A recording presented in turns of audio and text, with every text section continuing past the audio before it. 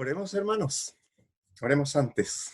Padre, en el nombre de Jesús, en esta hora, queremos seguir escuchando tu voz. Ahora a través de la reflexión de tu palabra. Queremos una vez más, Dios mío, atesorar lo que tú tienes para nosotros. Que tu Espíritu nos guíe en esta hora.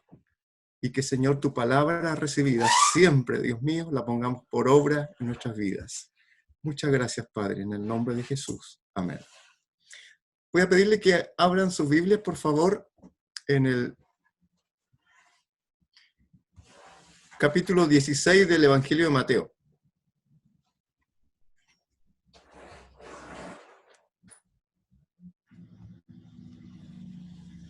Capítulo 16, voy a dar lectura del versículo 1 al 4. Dice así, capítulo 16, del 1 al 4. Vinieron los fariseos y los saduceos para tentarle, y le pidieron que le mostrase señal del cielo. Mas él respondiendo les dijo, cuando anochece decís buen tiempo, porque el cielo tiene arreboles, y por la tempestad, porque tiene arreboles el cielo nublado. Hipócritas, que sabéis distinguir el aspecto del cielo, mas las señales de los tiempos no podéis. La generación mala y adúltera demanda señal, pero señal no le será dada, sino la señal del profeta Jonás, y dejándolos, Jesús se fue. Saben, hermanos, que en el Evangelio de Mateo hay por lo menos unas seis referencias a la unión de estos dos grupos, o sea, los fariseos y los saduceos. Pero esta es la primera vez que los fariseos se unen con los saduceos para atacar a Jesús. Recordemos antes que en Israel de ese entonces, estaba dominado por el Imperio Romano, el cual imponía obviamente la autoridad política, la administrativa, la justicia del país. Pero sí el pueblo judío tenía ciertas libertades para practicar su vida religiosa. No tenía problemas en aquello, mayores problemas no tenía. Pero, ¿quiénes eran estos dos grupos religiosos? Para poder entender más o menos por qué tuvieron esta conversación con el Señor, o este debate. Los fariseos, primero, aunque no todos los investigadores están de acuerdo en cuanto al grado de influencia y enseñanza de los fariseos, podemos decir en forma muy resumida que fue un grupo o el partido más importante del judaísmo antiguo en los tiempos del Señor, con mucha influencia en lo religioso y también en lo político. Algunos no opinan de la misma manera, pero esto es lo que dice la mayoría de los investigadores. Su creencia y práctica se basaban en la Torá, o sea, en el Pentateuco, los primeros 5 libros de la Biblia, y su detallada y rigurosa interpretación de las tradiciones de los padres. Recalco esto, era muy riguroso en la aplicación de los mandamientos. Creían en la resurrección. Esa era una característica muy, muy buena que tenían los fariseos. Ellos creían en la resurrección de los muertos. Los saduceos, de ellos se sabe un poco menos todavía, menos información que de los fariseos. Y se los ha considerado como un grupo religioso y político de la aristocracia en los tiempos de Jesús. Eran conservadores, tenían alguna línea sacerdotal también en Judea, eso lo dicen algunos. En lo que todos los eruditos coinciden es en que no creían en la resurrección de los muertos. Es una gran diferencia con los fariseos, por eso que entre ellos también, más adelante, también encontramos que tenían alguna discordia entre ellos. Vemos en este pasaje a estos dos grupos que vienen a Jesús para tentarle, y este es el resumen del pasaje que leí, para ponerle a prueba, o para ponerle una trampa, digámoslo así, exigiéndoles que le muestre señal,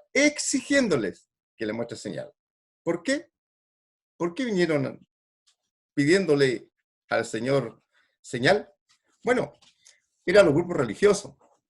Israel estaba dominado por los romanos. A ellos no les convenía la presencia de Jesús de ninguna manera. No solo eran religiosos, sino que también, como dijimos algo, tenían alguna injerencia también en lo político.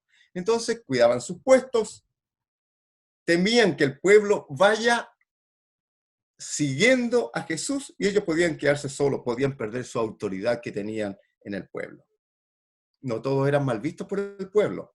Los fariseos, en muchas ocasiones le vemos que el pueblo le seguía, eran junto a los escribas también, eran autoridad en lo religioso.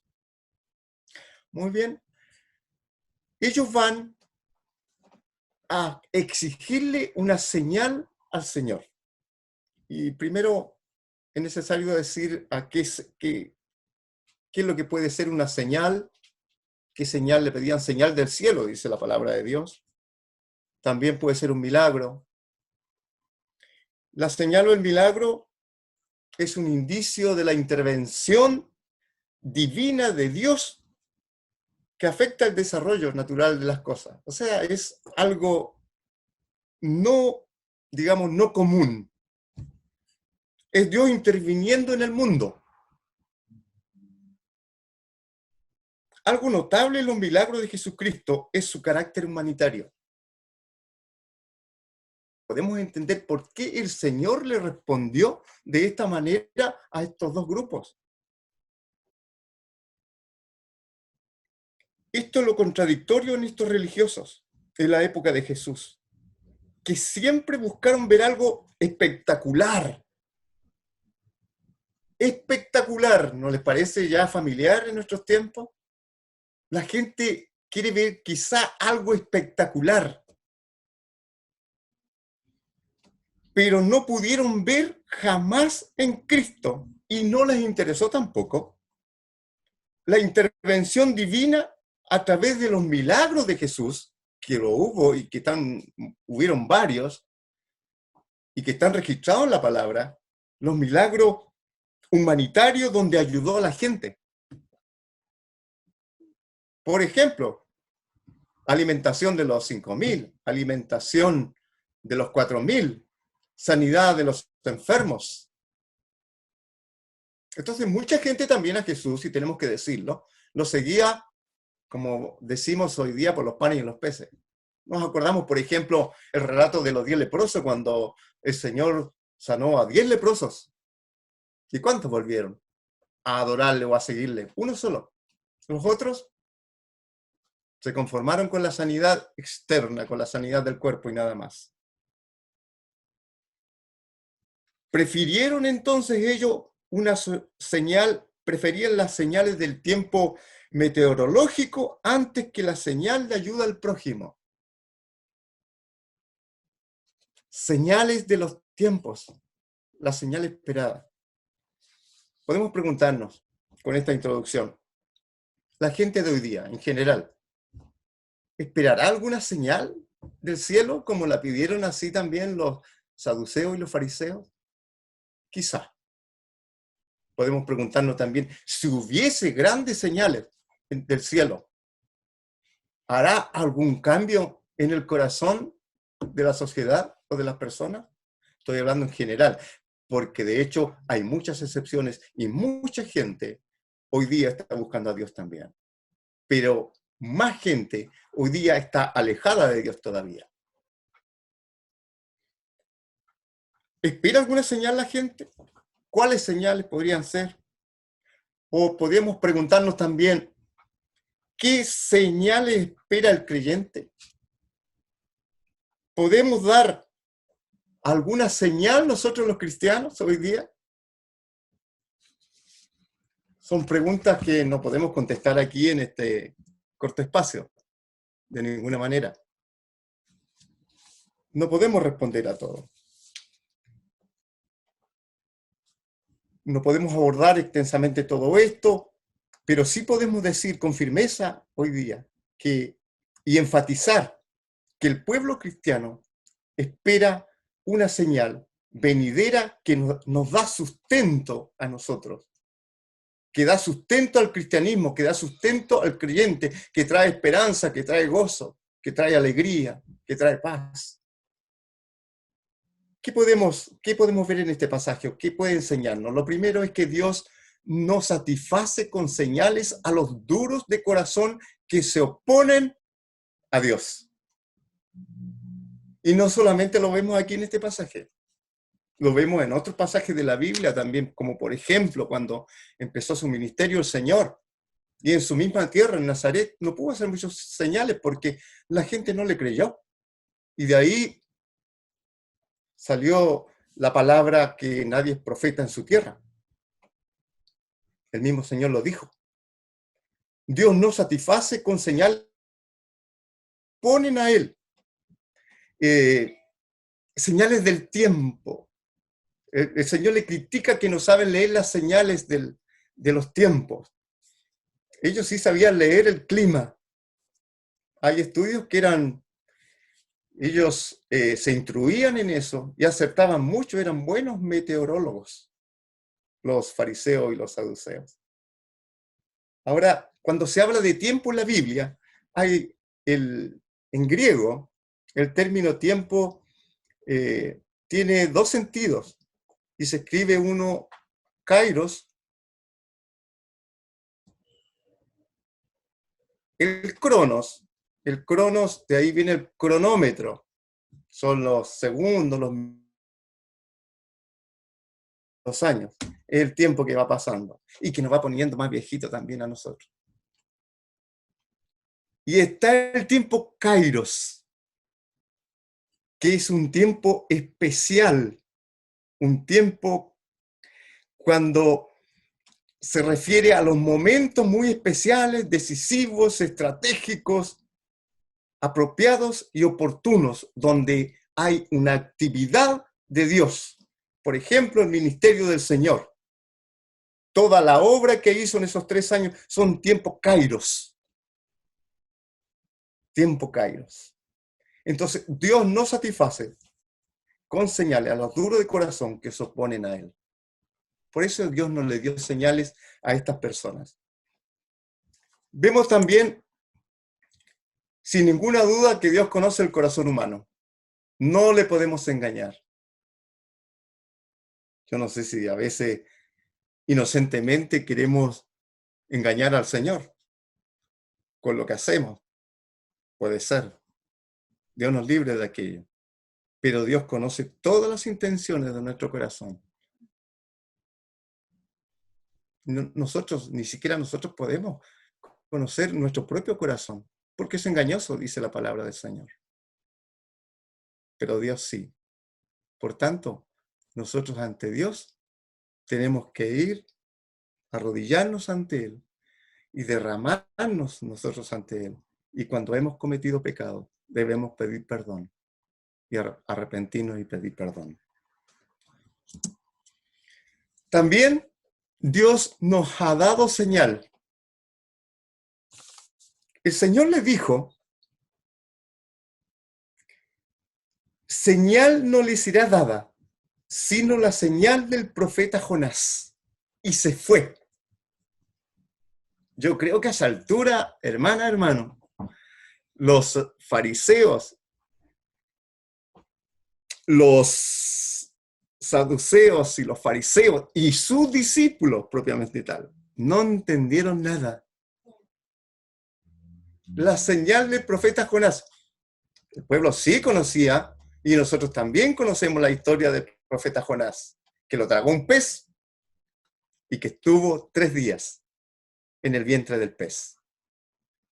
Ahí estaba la simbología de lo que le iba a pasar al Señor. La señal del profeta Jonás significa que el Señor también estuvo 3 días, que fue muerto, que fue sepultado y que resucitó. Esa era la señal a la cual se refería. Por tanto, unos días antes, a estas personas, a sus discípulos, a todas las personas que lo escucharon en ese tiempo, el Señor les dio una señal, la señal del profeta Jonás. Él vino para morir, para ser sepultado, y para resucitar. Nos pasaron muchos días, y esa señal se cumplió. Pero les dio señal. Y esa señal también nos sigue a nosotros hoy día y la tenemos, porque esa es la señal que nos da sustento también a nosotros. Y si Dios les dio esa señal a ellos en ese entonces, Dios hoy día también nos ha prometido una señal venidera, que es la segunda venida de Cristo. Gloria a Dios. Mire, todos los evangelios, las cartas escritas en el Nuevo Testamento también, hablan muchísimo, Apocalipsis, hablan muchísimo de la segunda venida de Cristo. A veces nosotros, el mismo pueblo cristiano u otras personas, de repente como que nos desviamos de esta atención y empezamos a buscar y a preguntarnos si esta será señal o no de la venida, y empezamos a buscar de diferentes maneras y nos estamos olvidando de la esencia, nos estamos olvidando de Cristo mismo. Y yo quise poner Hechos 1:11, porque se habla clarito respecto a esta señal venidera que nos da sustento a nosotros como cristianos. Hechos 1:11 dice, cuando Jesús estaba por regresar, fue tomado de entre ustedes y llevado al cielo. Pero un día volverá del cielo de la misma manera en que lo vieron irse. Los ángeles le estaban hablando a los discípulos, qué maravilla. Y estaban viendo con sus ojos que Jesús había sido arrebatado al cielo para volver con su Padre. Y así va a volver el Señor. Y es una promesa que tiene. Entonces, ¿qué aprendemos de esto nosotros? ¿Qué aprendemos de esto? Jesús anunció la señal del profeta Jonás y esa señal se cumplió. Estamos súper claros. Jesús anunció que volvería otra vez y ya que lo prometió, lo cumplirá. Él volverá, hermano. Gloria al Señor. Nosotros esperamos el cumplimiento de esta anunciada y prometida señal del Señor. A ver, si hoy leyéramos los tiempos, ¿cómo lo estaríamos leyendo hoy día? Nuestra generación, los que hemos vivido más años aquí en la congregación de lo que estamos presentes en esta hora, hemos visto muchos sucesos que nos hacen reflexionar y empezamos a pensar inevitablemente en la segunda venida del Señor. ¿Sí? Sí, así es. Vemos en los últimos tiempos desastres naturales, inestabilidad política, vemos pestes, hambres y muchas otras cosas. Aunque esto nos afecta muchísimo a todos nosotros, a todas las personas, y lamentamos que estas cosas sucedan. Pero los cristianos no deberíamos sorprendernos, hermano, ni quedar tampoco como consternados por las cosas que suceden. Pues Jesús en Mateo 24, del 6 al 8, dice lo siguiente. Y oiréis de guerras y rumores de guerras. Mirad que no os turbéis, porque es necesario que todo esto acontezca, pero aún no es el día. No es el fin. Porque se levantará nación contra nación y reino contra reino, y habrá pestes y hambres y terremotos en diferentes lugares. Y todo esto será principio de dolores. El Señor dijo que acontecerían, pero no dijo que iba a ser el fin inmediato. No lo dijo así. sino que el Señor dijo que eran principio de dolores de parto, como hay otra versión. Tampoco con estas cosas que están sucediendo, y a muchos se les escucha de repente, algunos cristianos empiezan a poner fecha del regreso del Señor. Eso está contra la Escritura, porque nadie sino el Padre sabe del regreso de Cristo, hermano. Hay muchos que ya han puesto fechas en otras oportunidades, muchos años atrás, y después han tenido que salir dando explicaciones. Cuidado con eso. Pero sí podemos preguntarnos, ¿no será acaso que los sucesos de parto de los cuales habla el Señor en el versículo 8? Puede ser. ¿Por qué no?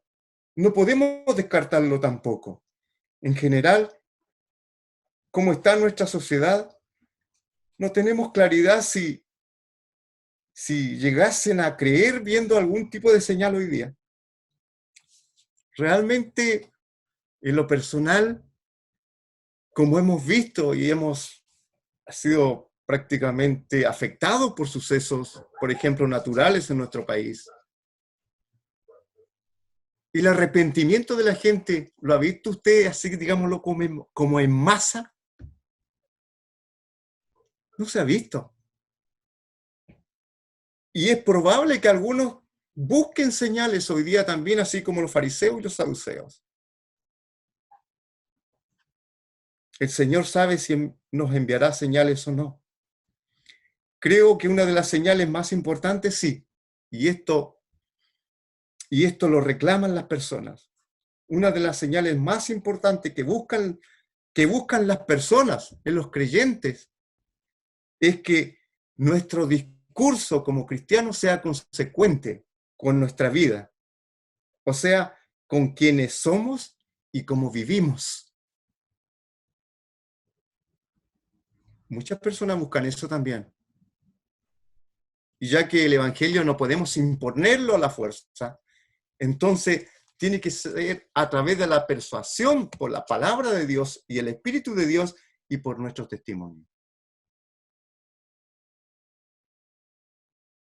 Como hijos de Dios, estamos llamados a mostrar esta señal de que Cristo mora en nosotros. Nosotros podemos dar señal de que Cristo mora en nosotros. Estoy concluyendo con esto. Vamos cada día como si el Señor viniera hoy. De su venida es cierta y segura, porque Cristo lo prometió. Y Él, el Señor, siempre cumple sus promesas. No hay ninguna duda de aquello. Oremos al Señor. Padre, nuestro Dios, te damos muchas gracias. Cada vez que, Señor, escudriñamos tu palabra, cada vez que hablamos de ella con alguien, vemos tu presencia manifestada, Señor.